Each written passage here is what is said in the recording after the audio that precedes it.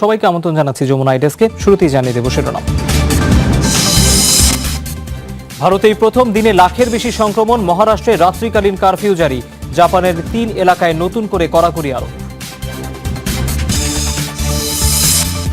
প্রাসাদ ষড়যন্ত্রের অভিযোগ নিয়ে জর্ডানের তোলপাড়, সৎ ভাই হামজার বিরুদ্ধে অভ্যুত্থান প্রচেষ্টার অভিযোগ বাদশা আব্দুল্লাহ। পশ্চিমবঙ্গের বিধানসভা নির্বাচনে তৃতীয় ধাপের ভোট গ্রহণকাল, 31 আসনে ভোটাধিকার প্রয়োগ করবেন 76 লাখ বাসিন্দা।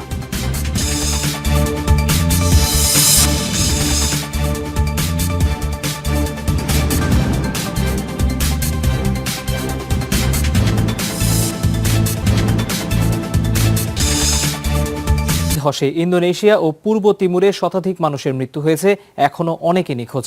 টানা বৃষ্টিতে প্রতিবেশী দুই দেশের অনেক এলাকা প্লাবিত, বাঁধ ভেঙে ডুবে যায় কয়েক হাজার বাড়িঘর। এতে কেবল ইন্দোনেশিয়াতে এখন পর্যন্ত 80 জনের মৃত্যুর খবর নিশ্চিত করেছে কর্তৃপক্ষ। ঘরবাড়ি বিধ্বস্ত হয়ে বহু গ্রামবাসী এখনো নিখোঁজ, অনেকে গুরুতর আহত। ভূমিধসে অনেকে মাটি চাপা পড়ে আছে বলে আশঙ্কা প্রশাসনের। প্রবল পানির তোড়ের মাঝেও উদ্ধার তৎপরতা চলছে। দ্বীপরাষ্ট্র পূর্ব তিমুরে বন্যার প্রভাবে প্রাণ গেছে অন্তত 21 জনের। রাজধানী দিল্লির অবস্থাই বেশি খারাপ, বেসরকারি হিসেবে প্রকৃত প্রাণহানির সংখ্যা আরও বেশি।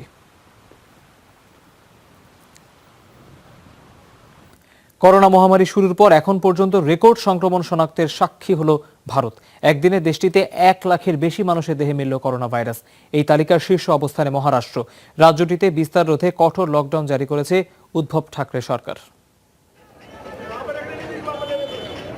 চলতি বছরের প্রথম 3 মাসে ভারতে অনেকটাই কম ছিল করোনা ভাইরাসের সংক্রমণ, কিন্তু মার্চের শেষ নাগাদ হু হু করে বাড়তে থাকে দৈনিক শনাক্তের হার। রোববার রেকর্ড ভারতীয়র দেহে মিলেছে ভাইরাসের উপস্থিতি। 24 ঘন্টায় প্রথমবারের মতো লাখ ছাড়িয়েছে সংক্রমণ।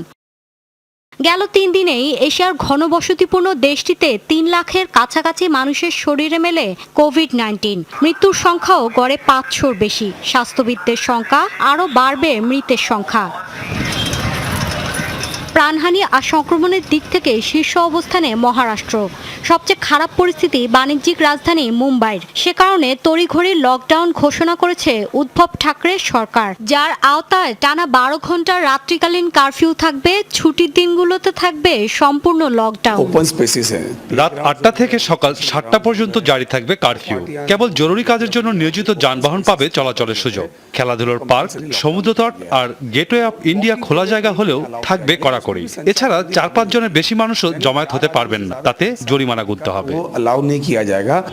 বিপুল সংখ্যক মানুষকে টিকাদানের পরও হঠাৎ সংক্রমণ অনেক বাড়ায় উদ্বেগ রয়েছে ভারতে। তবে সংক্রমণ বেশি মূলত 8 রাজ্যে। অদৃশ্য ভাইরাসের প্রকোপে এ পর্যন্ত 1,65,000-এর বেশি মানুষ প্রাণ হারিয়েছেন ভারতে। মোট সংক্রমিত 1.25 কোটির বেশি মানুষ। মৌলি ইসলাম, যমুনা নিউজ। এদিকে বিশ্বজুড়ে 24 ঘন্টায় আরও 7,000-এর মতো মানুষের প্রাণ কেড়ে নিল করোনা ভাইরাস। মোট প্রাণহানি 28,67,000 ছাড়ালো। অবশ্য দিনে সর্বোচ্চ 1200-এর বেশি মৃত্যুতে ব্রাজিলের 3,31,000 ছাড়িয়েছে মোট প্রাণহানি। রোববারও 31,000-এর বেশি মানুষের দেহে মিলেছে ভাইরাস। ইন্দোনেশিয়ায় দৈনিক মৃত্যু 4 শতাধিক, যা দেশটির করোনা ইতিহাসে সর্বোচ্চ। এছাড়া ইতালি ও রাশিয়ায় 3 শতাধিক মৃত্যু রেকর্ড করা হয়েছে একদিনে। যুক্তরাষ্ট্রে রোববার প্রাণ হারিয়েছেন 270 জন, যা গেল বছরের মার্চের পর সর্বনিম্ন দৈনিক প্রাণহানি। 37,000-এর মতো মানুষের শরীরে মিলেছে ভাইরাস। মোট সংক্রমিত 13,20,00,000-এর কাছাকাছি। করোনা সংক্রমণ ঠেকাতে 3টি এলাকায় নতুন করে বিধিনিষেধ আরোপ করেছে জাপান। ওসাকা, হিয়োগো ও মিয়াগিতে সোমবার থেকে এই কড়াকড়ি কার্যকর হবে। ওই 3 এলাকায় গত কয়েকদিনে ধারাবাহিকভাবে করোনা শনাক্তের সংখ্যা বাড়ায় এই সিদ্ধান্ত নিয়েছে টোকিও। নতুন সিদ্ধান্ত অনুযায়ী এলাকাগুলোতে রাতে 8টার মধ্যে সব রেস্টুরেন্ট বন্ধ করতে হবে। রাতের বেলা বাসিন্দাদের ঘরে অবস্থান করতে বলা হয়েছে। করোনার বিস্তার ঠেকাতে জারি করা হয়েছে জরুরি অবস্থা, যা প্রত্যাহার করে জাপান। তবে গত কয়েকদিন ধরে ওসাকা ও আশপাশের এলাকায় বাড়ছে সংক্রমণ। জাপানে এ পর্যন্ত করোনা রোগী শনাক্ত হয়েছে 4,82,000, মারা গেছেন 9,200-র বেশি। কঠোরভাবে তৃতীয় দফা লকডাউন মানাতে ফ্রান্সের রাজধানী প্যারিসে মোতায়েন করা হয়েছে বিপুল সংখ্যক পুলিশ।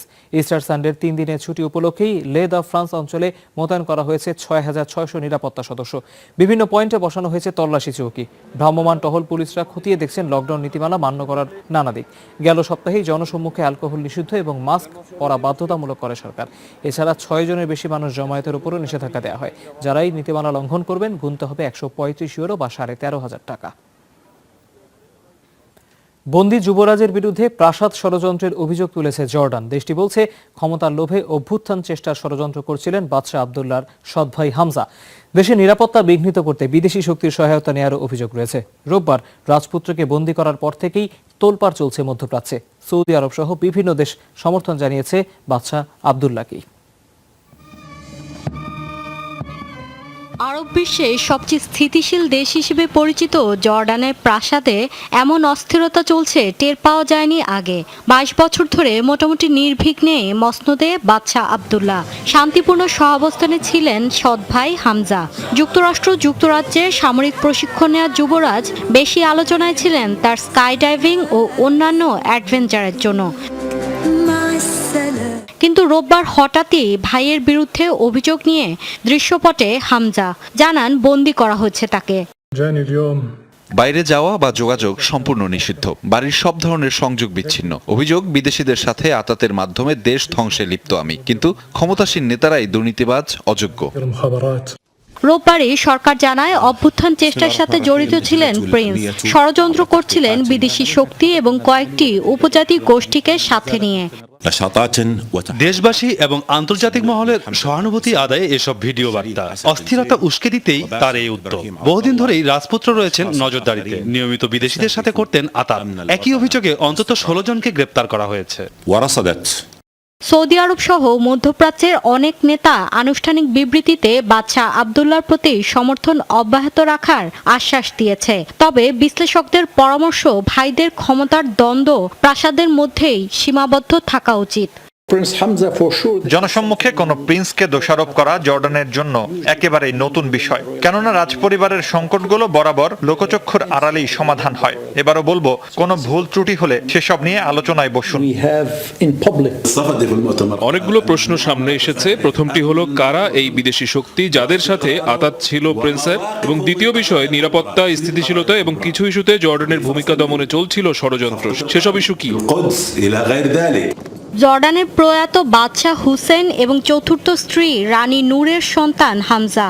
বাদশাহ তাকেই সিংহাসনের উত্তরসূরি মনোনীত করেছিলেন, কিন্তু 1999 সালে হুসেনের মৃত্যুর পর বয়স কম এ অজুহাতে বাদশাহ হন সৎ ভাই আবদুল্লাহ। মৌলি ইসলাম, যমুনা নিউজ।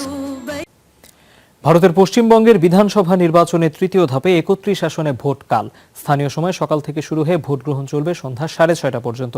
এদিন ভোটাধিকার প্রয়োগ করবেন 76 লাখ ভোটার। ওই ধাপে দক্ষিণ 24 পরগনা, হাওড়া ও হুগলি জেলা থেকে লড়ছেন 205 প্রার্থী। তারকেশ্বর আসনে বিজেপির প্রার্থী রাজ্যসভার সাবেক এমপি স্বপন দাশগুপ্ত। ডায়মন্ড হারবারে ভাগ্য নির্ধারিত হবে বিজেপি প্রার্থী অভিনেত্রী তনুশ্রী চক্রবর্তীর। নির্বাচন কমিশনের তথ্য বলছে, দ্বিতীয় ধাপে ভোটার উপস্থিতি ছিল 86%-এর বেশি। প্রথম ও দ্বিতীয় ধাপের 60 আসনের ভোট শেষ হয়েছে। আরও 5 ধাপে ভোট হবে 203 আসনে। পরের ধাপে 10 এপ্রিল ভোট হবে 44 আসনে। নির্বাচনে অনুপ্রবেশ ঠেকানোর উপর জোর দিচ্ছে বিজেপি। আর মমতা ব্যানার্জির আহ্বান, বাংলায় যেন বিভক্তির রাজনীতির জয় না হয়। দুর্নীতির অভিযোগে যে সাজা হয়েছে, সেই সাজার বিরুদ্ধে মালয়েশিয়ার সাবেক প্রধানমন্ত্রী নাজিব রাজাকের আপিল শুনানি শুরু হলো সোমবার সকালে। পুত্রজায়ার আপিল আদালতে হাজির হন তিনি। 67 বছর বয়সে এই রাজনীতিকের বিরুদ্ধে অভিযোগ, রাষ্ট্রায়ত্ত ব্যাংক থেকে $450 কোটি আত্মসাৎ করেছেন, যা বিশ্বজুড়ে 1MDB কেলেঙ্কারি নামে পরিচিত। 2018 সালে নির্বাচনে পরাজয়ের পরই নাজিব রাজাকের বিরুদ্ধে অন্তত 42টি মামলা দায়ের করে সরকার। গেল বছর বিশ্বাসভঙ্গ, ক্ষমতার অপব্যবহার এবং অর্থ জালিয়াতির অভিযোগ প্রমাণিত হয়। নাজিব রাজাককে 12 বছরের কারাদণ্ড দেন আদালত। সাথে ছিল $5 কোটি অর্থদণ্ড। কিন্তু নাজিবের আপিলের প্রেক্ষিতে সেই সাজা স্থগিত রেখেছেন আদালত। 12 এপ্রিল পর্যন্ত চলবে আপিল শুনানি। ঘুষ, জালিয়াতি এবং বিশ্বাসভঙ্গের অভিযোগ চলা মামলায় আদালতে হাজিরা দিয়েছেন ইসরায়েলের প্রধানমন্ত্রী বেনিয়ামিন নেতানিয়াহু। জেরুজালেমের আদালতে সোমবার শুরু হয় প্রত্যক্ষদর্শীর জেরা। গেল ফেব্রুয়ারিতে এক শুনানিতে আনুষ্ঠানিকভাবে তাকে দোষী সাব্যস্ত করেনি আদালত। এরপর জেরুজালেমের আরেকটি আদালতে বিচার কাজ শুরু হয়। করোনা ভাইরাস বিধিনিষেধ এবং সাধারণ নির্বাচনের কারণে তার বিচার বেশ কয়েকবার পেছানো হয়েছে। এদিন নেতানিয়াহু আবারও দাবি করেন তার বিরুদ্ধে ভুয়া অভিযোগ আনা হয়েছে। বলেন, সংবাদ মাধ্যম, পুলিশ, আইনজীবী ও বিচারকদের ষড়যন্ত্রের শিকার তিনি। 2019 সালে তার বিরুদ্ধে 3টি আলাদা মামলায় জালিয়াতি, বিশ্বাসভঙ্গ ও ঘুষ গ্রহণের অভিযোগ গঠন করা হয়। নাইজেরিয়ার বিমান বাহিনীর একটি যুদ্ধ বিমান ভূপাতিত করার দাবি করেছে জঙ্গি গোষ্ঠী বোকো হারাম। বিধ্বস্ত আলফা জেড বিমানের একটি ভিডিও ফুটেজও প্রকাশ করা হয়েছে। বুধবার বর্নো রাজ্যে অভিযানের সময় এই যুদ্ধ বিমানের সাথে যোগাযোগ বিচ্ছিন্ন হওয়ার কথা জানিয়েছিল কর্তৃপক্ষ। দাবি করা হয় 2 ক্রু নিয়ে বিমানটি দুর্ঘটনায় পড়ে থাকতে পারে, তবে বোকো হারামের দাবি গুলি করে যুদ্ধ বিমানটি ভূপাতিত করেছে তারা। ভিডিওতে দেখা যায় মাঝ আকাশে হঠাৎ বিস্ফোরিত হয় যুদ্ধ বিমানটি। এর ধ্বংসাবশেষ ও পাইলটের মৃতদেহের ফুটেজও প্রকাশ করেছে জঙ্গিরা। সবশেষ 2014 সালে নাইজেরিয়ার যুদ্ধ বিমান ভূপাতিত করার দাবি করেছিল বোকো হারাম। এবার নতুন জটিলতায় সুয়েজ খালে আটক দশা থেকে মুক্ত হওয়া এভার গিভেন জাহাজ। প্রায় 1 সপ্তাহ হলো চালু হয়েছে সুয়েজ খাল, পুরোদমে চলছে পণ্য পরিবহন, কিন্তু এখনো খাল পার হতে পারেনি এভার গিভেন। জাপানের মালিকানাধীন পণ্যবাহী জাহাজটির কারণে কোটি কোটি ডলার ক্ষতি হয়েছে খাল কর্তৃপক্ষের, তাই শত কোটি ডলারের ক্ষতিপূরণ ছাড়া মুক্তি মিলবে না বলে সাফ জানিয়ে দিয়েছে মিশর। এ যেন শেষ হইয়াও হইল না শেষ। টান টান উত্তেজনার উদ্ধার অভিযান শেষে খুলে গেছে সুয়েজ খাল। অবসান হয়েছে বিশাল জাহাজ এভার গিভেনের আটকা দশার, কিন্তু মুক্তি মেলেনি পুরোপুরি। উদ্ধারের 1 সপ্তাহ পরেও জাহাজটি নোঙর করে রয়েছে সুয়েজ খালের মাঝামাঝি গ্রেট বিটার লেকে। 2 পাশে 4 শতাধিক জাহাজের জ্যাম ছুটে গেছে, কিন্তু এভার গিভেন যেতে পারছে না গন্তব্যে। আটকে আছে পণ্য বোঝাই 20,000 কন্টেইনার। সুয়েজ খাল কর্তৃপক্ষ বলছে জাহাজটির কারণে বিপুল পরিমাণ আর্থিক ক্ষতি হয়েছে তাদের, তাই 100 কোটি ডলার ক্ষতিপূরণ না দিলে ছাড় পাবে না 2000 টন ওজনের জাহাজটি। এভার গিভেন নিয়ে চূড়ান্ত কোনো ফল আসেনি, এখনো তদন্ত চলছে। প্রথমত, এটি ছাড়াতে যে পরিমাণ খরচ হয়েছে এবং যে ক্ষতি হয়েছে তা পুষিয়ে উঠতে বিপুল অর্থ প্রয়োজন। অচলাবস্থায় দিনে গড়ে 1,40,00,000 মার্কিন ডলারের রাজস্ব হারিয়েছি আমরা। ক্ষতিপূরণ দেয়া এবং এর দায় নিয়েও বিপত্তি দেখা দিয়েছে, কারণ জাহাজটির মালিক জাপানের, পরিচালনা করত তাইওয়ানের কোম্পানি। নিবন্ধন ছিল পানামার, আর নাবিকরা ছিল ভারতের। দোষ তাহলে কার? এটা নিয়ে পাল্টাপাল্টি অভিযোগ শুরু হয়েছে। শুরুতে বলা হয়েছিল খারাপ আবহাওয়া এবং ধূলিঝড়ের কারণে তীরে আটকে যায় জাহাজটি, কিন্তু এখন বলা হচ্ছে দোষ ছিল ক্রুদের।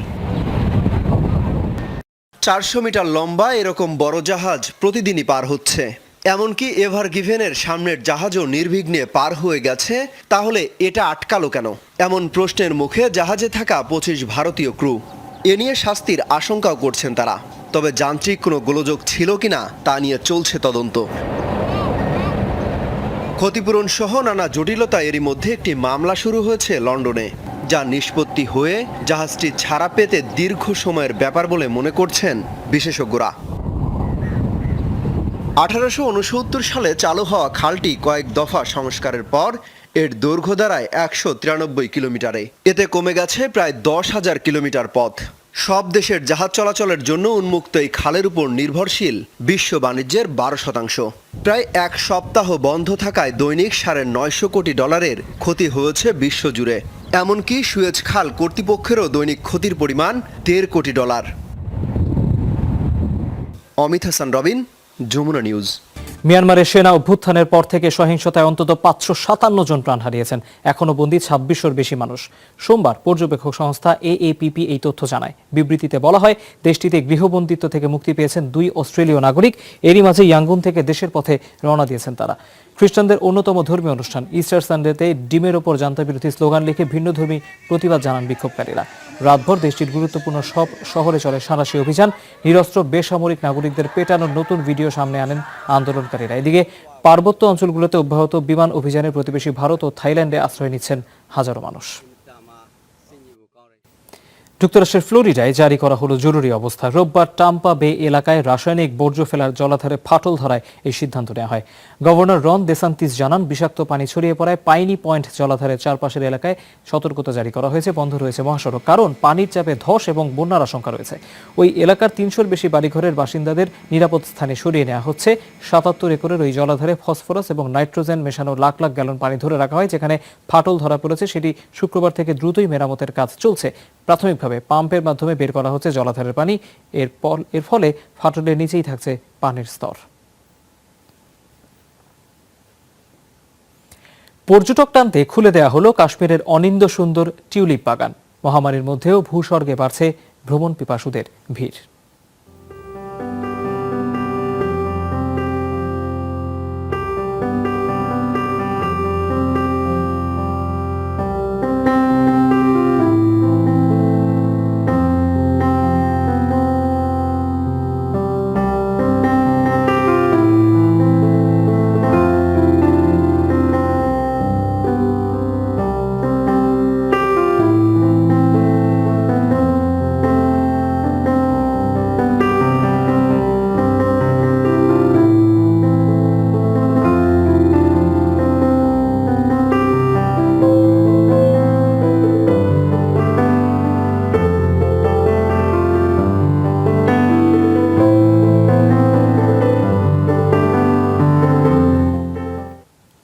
দর্শক, এই ছিল যমুনা আইডেস্কে। এতক্ষণ যারা সাথে ছিলেন তাদের সবাইকে অনেক ধন্যবাদ।